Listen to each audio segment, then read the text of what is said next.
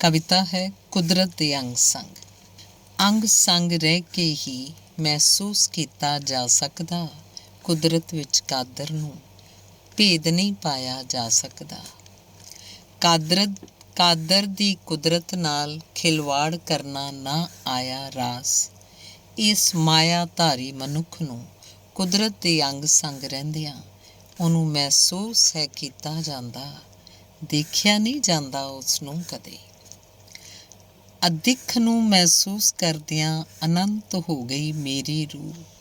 ਐਵੇਂ ਲੱਗਦਾ ਹੈ ਜਿਵੇਂ ਕਿਤਾਬ ਪੜ੍ਹ ਉਸ ਨਾਲ ਗੱਲਾਂ ਕਰ ਰਹੀ ਹਾਂ। ਕੁਦਰਤ ਦੇ ਨਜ਼ਾਰੇ ਅਲੌਕਿਕ ਨੇ। ਹੱਥ ਵਿੱਚ ਮਾਇਆ ਫੜ ਕੇ ਸਮਝ ਨਹੀਂ ਸਕਦਾ ਕੁਦਰਤ ਨੂੰ ਦਾਨਿਸ਼ਮੰਦ ਕੋਈ ਵੀ। ਹੱਥ ਵਿੱਚ ਮਾਇਆ ਫੜ ਕੇ ਸਮਝ ਨਹੀਂ ਸਕਦਾ ਕੁਦਰਤ ਨੂੰ ਦਾਨਿਸ਼ਮੰਦ ਕੋਈ ਵੀ।